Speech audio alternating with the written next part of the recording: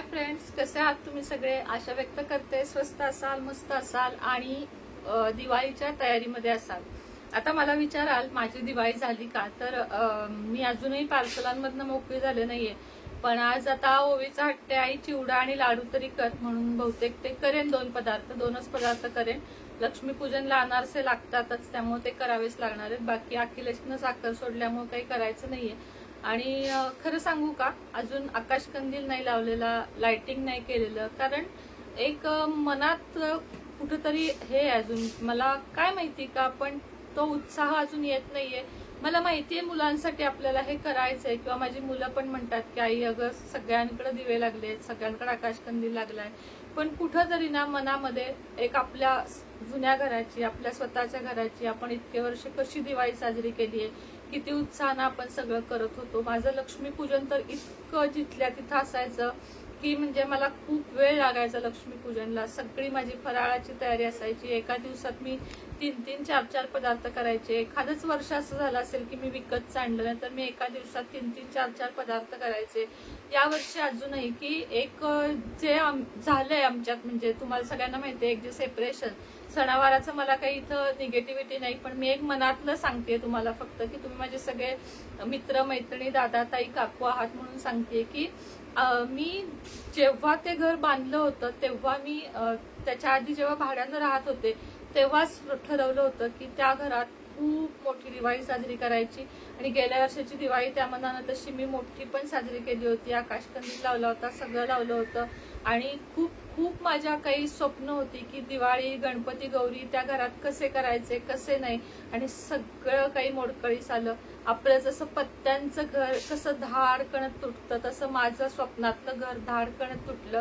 आणि आणि आणि मनाला खूप जास्त वाईट वाटलं की आपल्याला आपल्या बाबतीत देवानं असं का केलं. किंवा तक्रार नाही आता मी त्या गोष्टींचा विसर पाडण्याचा 100% प्रयत्न करते. की घर बांधताना मी अनेक स्वप्न बघितली होती. प्रत्येक स्त्रीला वाटतं बघा की आपलं स्वतःचं घर असावं. आणि खूप मेहनत करून आई वडिलांनी पैसा घातला होता, थोडं कर्ज काढलं होतं, कर्ज कमी काढलं होतं, पण आई वडिलांनी, माझ्या बहिणींनी पैसा घातला होता, मी कर्ज काढलं होतं. अशा प्रकारे सगळं करून ते घर अगदी शेवटच्या रंगाच्या पैशापर्यंत उसनवारी उधारी करून सोनं नाणं मोडून ते घर बांधलं होतं. आणि आज त्या घरात मी नाही, माझी मुलगी नाही, माझा मुलगा नाही, आणि आमच्यासाठी कुणाला फरकही पडत नाही. हे पण सांगते, एवढे नातलग असून कोणालाही कुठला फरक पडत नाहीये ना. माझा पती मला थोडी माणसं घेऊन की बाबा नाही तू चल असं करून तो माझ्याकडे आलेला आहे, काहीच नाहीये. तर मग आपली किंमत काय आहे हे आता मला कळून चुकलेलं आहे.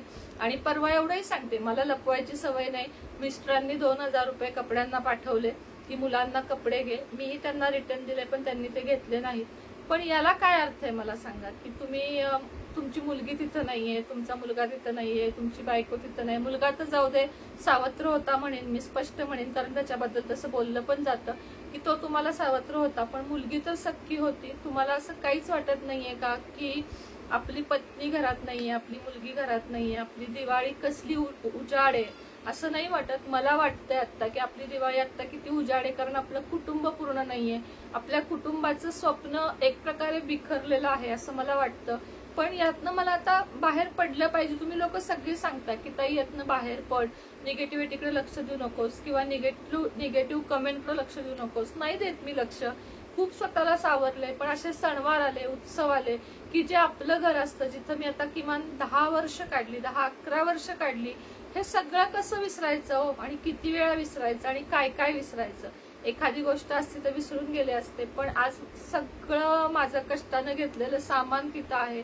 कसं विसरायचं? काय काय विसरून डोक्याला हेडॅक होतो, त्रास होतो की माझ्या बाबतीत असा अन्याय का केला. मी किती वेळा त्या सामानासाठी अक्षरशः विनवण्या केल्या की मी सगळा खर्च करते, मूव्हर्स आणि पॅकर्स बोलवा आणि ते सगळं सामान पाठवा, तुम्ही काही काम करू नका, पण आमचे तिथलं सामान पाठवा पाठवा पाठवा पाठवा. खूप विनंत्या झाल्या, पण शून्य फरक पडलेला आहे. काय करायचं ते कर, कायद्यानं कर. मला तुला न्यायला यायची गरज नाही, कारण मी तुला काढलेलं नाही, तू होऊन गेलेली आहेस असं माझ्या बाबतीत बोलण्यात आलं. परवा मी फोनही लावला होता, काहीतरी उगाच मला पॉझिटिव्हिटी वाटत होती पण पलीकडून मला कुठलाही रिस्पॉन्स नव्हता.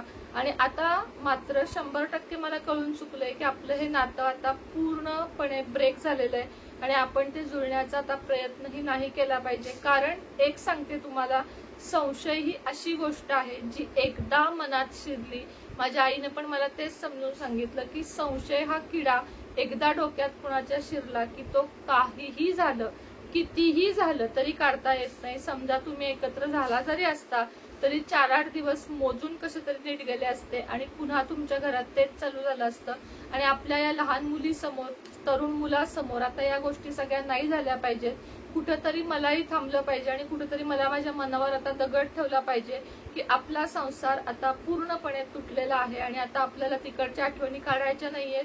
एक घर मी बांधलं होतं आणि माझ्या ते स्वप्नातलं होतं असं समजून आता त्या बांधलेल्या घराला मला टाटा बाय बाय करायचा आहे आणि निरोप द्यायचा आहे कायमस्वरूपी माझ्या घराला, की मी ते बांधलंच नाही असं समजायचंय किंवा कुणाला तरी बांधून दिले आणि तिथं आता राहतायत माणसं येऊन, ते राहतात, त्यांच्या बहिणी राहतात.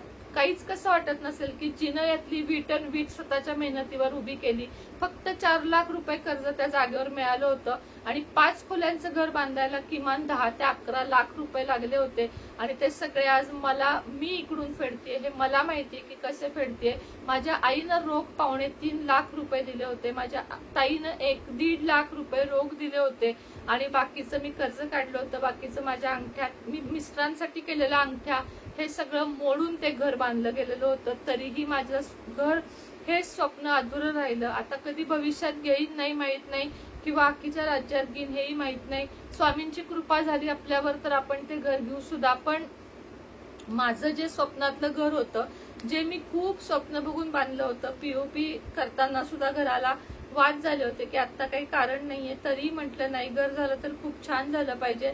आणि सगळ्यात जीव होता माझा तिथल्या देवघरावर, माझ्या तिथल्या युट्यूब बटनावर, माझ्या कपड्यांवर, माझ्या महाराज तर मी इकडे आणले पण तरी पण एक मोठी मूर्ती, फोटो तिथं आहे. सगळ्याच गोष्टी असतात. तुम्ही सांगा, एक घर बांधलं की आपण त्याच्यामध्ये जे भांडी रचतो, आपण जे बेड सजवतो, आपण जे कपाट सजवतो, आपण जे ड्रेसिंग टेबल सजवतो, आपण जे मुलांच्या रूम तयार करतो, आपण अंगण तयार करतो, अंगणात 4 झाडं लावतो, अंगणात जे काही असतं आपलं, किती कुठल्या लेवल पर्यंत आपण स्वप्न बघतो आपल्या घराचं. आज अपार्टमेंटमध्ये 1 BHK घ्यायचं झालं तर आज 40-50 लाख रुपये लागतात. आणि मी 4 गुंठे जागात 5 खोल्या आणि मोकळं ढाकळं शेड असं घर बांधलं होतं. उंच टाकी करून घेतली होती की घरात सगळीकडे पाणी पुरावं. गॅस गिझर पासून सगळ्या सोयी मी केल्या होत्या, कुठलीही कमतरता ठेवली नव्हती. स्वप्नातला बंगला माझा बांधून तयार होता आणि आज मला तिथं मी नाहीये. आणि या गोष्टीचा मी तुम्हाला सांगू का, माणसाला एक आतून बघा एक तळतळ लागते की ते माझं होतं आणि आता ते माझं राहिलं नाहीये. म्हणजे एक आतून जी तळतळ लागते की नाही, ती खूप विचित्र असते. आणि ती आज दिवाळी नाहीये म्हणून आज डोळ्यात म्हणजे थोडंसं पाणी आलं. उद्यापासून नाही, आता मीही माझी गॅलरी आज सजवणार आहे, सगळं करणार आहे. पण एक अधुरेपणा, एक अपुरेपणा वाटतो की आपली काहीही चूक नसताना आपल्यावर आरोप करण्यात आले आणि आपल्याला बेघर करण्यात आलं. ह्याचं मला खूप जास्त वाईट वाटतं. आणि हे तुम्ही मला म्हणता आणि की मोठ्या तोंडानं सांगितलंस की या टॉपिकवर मी परत व्हिडिओ करणार नाही, पण जेव्हा मन भरून येतं ना तेव्हा तुम्हीच लोक असतात जी मला आधार देता कमेंटद्वारे. म्हणून तुमच्या जवळ हे बोलावं असं वाटतं. आणि जेवढं बोलावं असं वाटलं तेवढं बोलले. बोलायला अजून खूप काही आहे. कारण घर सजवणं, घर आपल्या हातानं सजवणं, घराच्या भिंती सजवणं, घराचं किचन सजवणं, देवघर सजवणं, देवघरात पूजा मांडणं, हे सगळं मी केलं होतं. त्यामुळे मला माहितीये की मी तिथं काय सोडून आलीये माझं. आणि ती सोडलेली जी तळतळ आहे की नाही ती कधीच संपणार नाही. खूप त्रास होतोय मला त्या गोष्टीचा. डोळ्यातलं एक थेंब पाणी सुद्धा माझं खोटं नाहीये. आणि जाऊ देत, चला एवढंच बोलते, जास्त काही बोलत नाही, तुमचा जास्त वेळ घेत नाही. आपल्या उद्यापासनं किंवा परवापासनं एक दिवाळीची 2 दिवस सुट्टी घेते व्लॉगसाठी मी. पण लक्ष्मीपूजनचा जमला तर व्हिडिओ नक्की करेन, नाहीतर 2 दिवस सुट्टी घेईन. कारण तसा माझा मूड खूप जास्त ऑफ आहे आता. पण उद्या मला आता घरात अखिलेश पण बाहेर गेलाय, ओवी खेळायला गेली म्हणून मी हा व्हिडिओ बनवला. नंतर अखिलेश मला असले व्हिडिओ बनवूनच देत नाही आता, पण तरी पण तो नाहीये म्हणून मी बनवला. आणि आता चला, सगळ्यांना शुभ दीपावली आणि शुभ दिवाळीच्या सगळ्यांना मनापासून हार्दिक शुभेच्छा. तुमच्या सगळ्यांची दिवाळी खूप आनंदाने, उत्साहाने जाऊ देत हीच स्वामींचरणी प्रार्थना करते. सगळ्यांना भरपूर लक्ष्मी प्राप्ती होऊ दे, सगळ्यांच्या घरी लक्ष्मी स्थायी रूपानं वास करू दे, हीच स्वामींचरणी प्रार्थना करते. आजचा व्हिडिओ इथंच थांबवते. श्री स्वामी समर्थ.